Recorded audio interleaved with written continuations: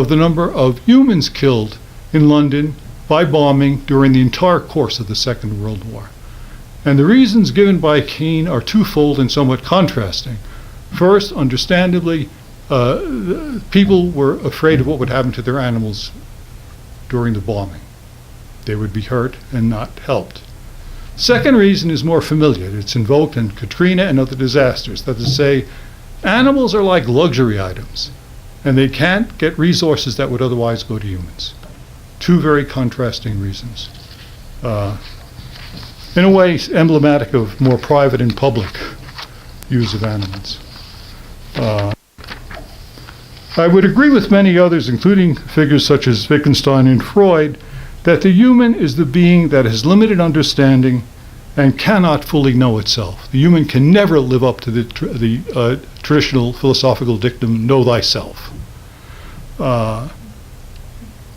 Or in Heidegger's terms, the human, or what he replaced with Dasein, is the being in question in its being, something picked up by Sartre and many other philosophers. I've intimated that over time and space, human beings have sought in repeated yet variable ways to avoid being a being in question by seeking a secure, unself-questioning identity based on a decisive criterion of what it is to be human. And such criteria often, if not typically, oppose the human in binary fashion to some other, often the animal, in a manner that facilitates doing violence to animals. I would reiterate that the implication of my argument is not that the humanities or post-humanities may now downplay the importance of such issues as race, gender, and class, including increasingly accentuated inequalities of income and wealth. Although maybe we're leveling things out, the stock market, you may have heard, fell precipitously today. And the White House announced that this was probably a good correction. And the implication is not that post-humanism entails an anti-humanism, even if the passage and practices of human beings on the planet have at times been excessive, destructive, and devastating for both themselves and other beings. But it does mean that the turning to the issue of other animals in history and sociocultural life, crucially including the varieties of ways they've been treated or subjected to by humans, reorients the very way we think about historical research, humanistic understanding, and arguably science as well. And there are some people who are thinking this way in science, that a scientist is not a pure scientist, but to some extent responsible for the foreseeable or probable consequences of experiments and their work in general. Esfeld at MIT is one such person. One should raise questions about dubious or even pointless research and experiments, arguably at times motivated by the repeated desire to demonstrate the superiority of the human being. Some research readily serves to legitimate unjustifiable uses or abuses of other animals, prominently including research that itself requires the capture, imprisonment, and more or less cruel experimentation on them. Other than experimental animals may, of course, also be at risk, at times very high risk. Perhaps the most widespread danger is in so-called factory farms, where animals, before they're killed for human consumption, do not range freely, but despite at times false labeling, are subjected to harsh treatments at times close to torture. One example, a practice now fortunately forbidden in California and the European Union, is the use of crates, which you've probably seen, veal to remain tender has been kept in a crate suspended above the ground so the animal cannot move and get muscles. The use of crates for veal calves and gestating sows, and of battery cages for egg-laying chickens. These enclosures are so confining that they prevent basic movements such as getting up, lying down, or turning around. And this kind of confinement was in fact the basic principle of the so-called Little Ease torture chamber, used in the Tower of London and referred to in Camus' novella, The Fall. Note that a factory farm is not really a farm. The better term is the term used by many people now, a CAFO, a CAFO,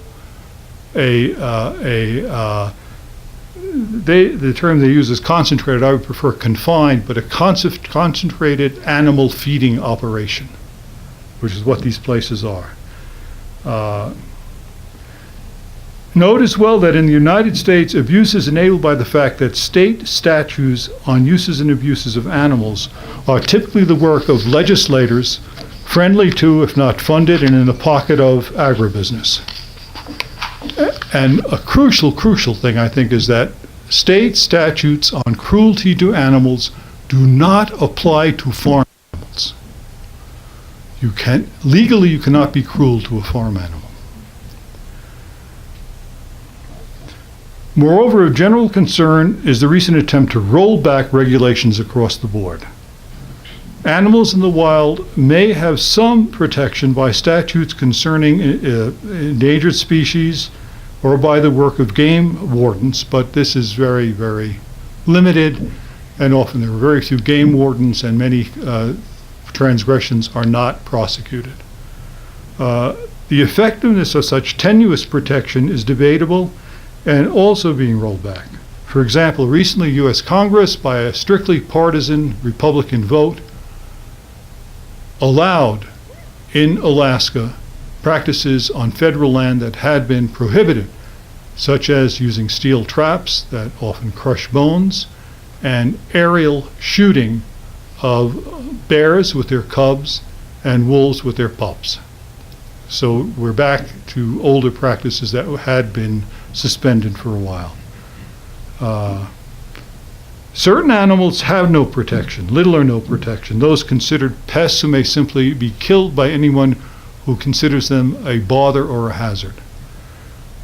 Animals are subjected to or impacted by the human footprint, which has become very large in the so-called age of the Anthropocene. There's a very nice book which argues that Anthropocene is a misleading euphemism, and that one should at least refer to the Capitalocene, what happens in the aftermath of deregulation and rampant capitalism.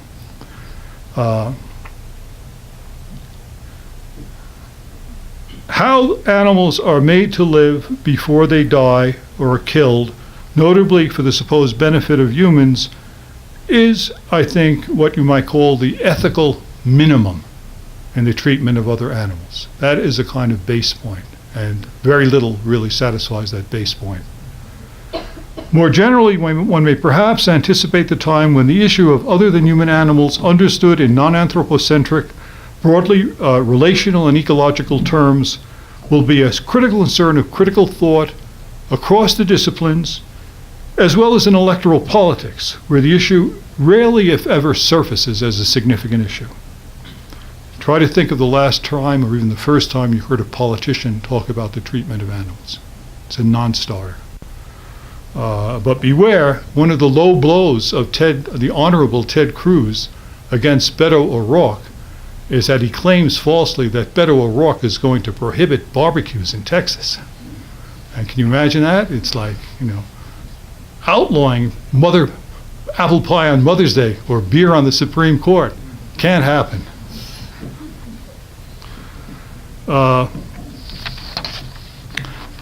Bringing into question the quest for decisive criteria, separating humans from other animals, has widespread ramifications. It would expand across the board the range of difficult, debatable issues. It would bring more things up for discussion and debate. It would indicate the need for a marked shift away from anthropocentrism and a simple, at times simplistic, puzzle-oriented, instrumental, at times manipulative mentality, both in devising experiments and in addressing the relations of humans, animals, and the rest of nature. And Frans de Waal in his book goes into the issue of how experiments are often skewed. There's a recent thing that came out from England arguing that, dogs are sort of intelligent, but they're not really that intelligent because they're not tool-using animals. Why the hell would a dog use a tool? I mean, what, to cut a lamb chop? It's really, some of the questions are idiotic. And in the book I have a little bit, I'm running over. Let me mention just a couple of things. I don't know, people know Harry Harlow. Mm-hmm. Look up Harry Harlow. Harry Harlow is a person who had a tremendous reputation at the University of Wisconsin, a chaired professor, had many, many students who still defend him in part, and who undertook so-called deprivation experiments on young monkeys, baby monkeys. The deprivation experiment was to take the baby monkey forcefully away from its mother, to put it first into what he lyrically called the pit of despair, which was a steel isolation chamber, in which the monkey had no contact with any other monkeys or even with human beings, and had only a wire metal simulacrum of the mother, or actually just not even an effigy, a kind of symbol of the mother, and a terry cloth. And that was it. And he added to the pit of despair a rape rack, in which monkeys raised on this basis were tied and raped by other monkeys. And of course he found that these monkeys became entirely deranged, psychotic, gouged out one another's eyes, and so forth. And this was considered a discovery. And this work was perpetuated. The person I don't mention, who is also interested in this aspect, is a very reputable person who's still around, alive, a guy named Stephen Suomi, S-U-O-M-I, who had research professorships at the University of Maryland, the University of Virginia, and Johns Hopkins, after leaving the University of Wisconsin, where he worked with Harlow on perfecting the pit of despair. And one of Suomi's more enlightened experiments was to isolate the monkeys for 6 months and then see how much he could rehabilitate them. So first you make them crazy, and then you see how, I think that there is a need for experimentation. One should start maybe with a certain group of experimental psychologists. Because you would think that the effects that Harlow discovered should be obvious to any sane person. What would happen would anyone even envision taking a human baby away, putting it in a isolation chamber, and then looking for the effects? And there's an attempt to write, and some guy there wanted to do very similar things, and his one difference was that he would not use total isolation. He would have little monkeys raised by peers, which I guess means other baby monkeys and toddlers, under the unspecified supervision of humans. That was his big thing. And this is being attacked now as something that is also zany to the point of really what Dewey accurately called professional deformation in certain disciplines. But in any case, I'll conclude by saying that one would, I think, very much need normative as well as legal regulations of relations with other animals as well as fellow human beings. So I'm sorry if I depressed you. But it is depressing. If it's depressing, one should be motivated to try to do something about it. Okay, thanks for your attention.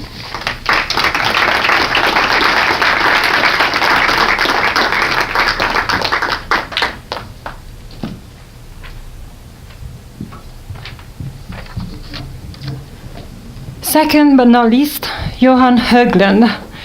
He is one of the most recently interesting voices on the Victorian era, but he also works on something else. So he's an associate professor of English at Linnaeus University in Sweden, in Växjö, where he is also the director of Concurrences, a Center for Research on Colonial and Postcolonial Studies. And he has published extensively on the relationship between imperialism and popular culture in a number of different contexts, including the late Victorian era, the long history of the US global expansion and decline, and the often unrecognized era of Nordic colonialism. He's the author of The American Imperial Gothic, Popular Culture, Empire and Violence in 2014, and editor of several scholarly collections. Also, he's right now engaged on with 3 different projects. I will mention the last one, which is relevant to us today. The monograph tentatively named Never Human, the multi-species body in speculative fiction. So, here, Johann Hoagland, thank you. Thank you. I want to thank Dr. Minervini for her tireless work in organizing this talk, and the various offices and departments and institutions of Colorado College for their contribution to this meeting, and to Professor LaCapra for letting me share this talk. This talk contains 3 parts. It's essentially an attempt at adding to LaCapra's critique of anthropocentrism, and divided into 3 talks. In the first talk, or in the first part of this talk, I want to examine how evolution has been imagined in culture for the past 150 years, and how it became a rationale for setting the human apart, as LaCapra put it, the apex of being in history, and as the steward of nature. In the second part, I want to look at recent research into microbes and their role in evolution, and the work that microbes perform in all life and for all life. In relation to this, I will discuss the multi-species body, and consider how this body modifies our understanding of individuality and of evolution. And I will argue that the new understanding that emerged further problematizes anthropocentrism. And in the third part of my talk, I will discuss what the microbial perspective means for the humanities and for any kind of thinking about relations between humans and non-humans. I will explore how this new understanding of evolution and the multi-species human body has contributed to changing the discipline of the humanities. And in relation to this, I want to touch very briefly on some recent fiction that has begun to accommodate this new understanding of the human. A concept of importance during my presentation is the Anthropocene. Sorry. And I know that's a contested concept. So just to be clear, I define the Anthropocene, and the Capitalocene is also a very useful way of thinking about this era, as the current geological epoch when human interference, primarily carbon emission from human industry and travel, but also the release of antibiotics and other man-made chemicals into the environment, is having a profound and detrimental effect on this environment in form of global warming, and as highlighted most recently by the IPCC in the report that's all over the news at the moment, and also in extensive, massive species extinction, as in the mentioned, for instance, by Claude in her Pulitzer Pricing work, The Sixth Extinction. When you peel away anthropocentrism from the human, you're left with a very vulnerable being that's dependent on a working biosphere, as dependent as any other living being on this planet. And if we are multi-species animal bodies before we're anything else, the Anthropocene is never something that occurs out there in nature, but something that enters also our bodies. The home, the car, the lecture theatre are not hallowed human spaces that provide refuge from nature, because the way these spaces are manufactured, we're never closer to the Anthropocene than when we are inside of them. So, on to my first part of this talk. I want to begin with the concept of Darwinian evolution as it's become lodged in the popular mind, so to speak. If you Google evolution, you get results such as this one. And if we at the time, I'd ask you to help me tease out what's wrong with this image, even though it seems to agree with widely accepted Darwinian theory. And I'm sure that you can easily see it. It shows how a lowly primate becomes more and more erect, resulting in a young, white, muscular male, apparently refined through the struggle for survival. He walks apart from the others, signaling that a conclusion has been reached. There's a racist and sexist anthropocentrism that's crucial to this way of imagining, depicting evolution. And the history of this image predates Darwin, of course, because biological racism predates Darwin. But Darwin's ideas energized those who wanted to conserve and protect the notion that the white human male was the center of creation. And Herbert Spencer, who coined the concept of the survival of the fittest, implied that if the white human male has risen to the top of creation, he's done so because he is apparently the strongest, the cleverest, and the most intelligent, the fittest creature on earth. Nature, or perhaps God through nature, has willed his supremacy, willed his domination even over nature itself. And evolution, understood in this way, inevitably produces a racist anthropocentrism. In the late 19th century, and this is the work that I've been doing partly during the past few years, a lot of popular culture began telling stories that explored or even celebrated the evolution or the evolutionary becoming of white masculinity. It's in the best-selling fiction of Stevenson and Marsh and Stoker, the continued evolutionary struggle of white men against a host of abject others is told. And these others are typically what contemporary science imagined as other races, but after the discovery that bacteria and viruses are pathogens, microbes often living within the abject body of the racially other were frequently cast the foremost challenge to the continued hegemony of white male Homo sapiens. And since then, despite decolonization, feminism, the human rights or the civil rights movement, the trope of the human, in particular the white man, struggling to the top of some hierarchy, remains central in much culture of the global north. It's constantly rehearsed in literature, in film, and in games, where the figure of the white male combats a host of enemies that are both racially other and infected by aggressive microbes. And this brings me to the second part of my talk, and this will be a bit technical, and to some of you I'm sure that this isn't going to be news necessarily, but it's necessary in order to bridge the two parts of my talks, or the three parts. When Darwin began his research, the existence of microscopic beings had been known for about 200 years, but little was known about their function. And it was difficult for Darwin to see how they fitted into evolution. But they're in this tree by Darwin's contemporary, Ernst Haeckel. And this is a tree that's very reminiscent of the initial image of evolution.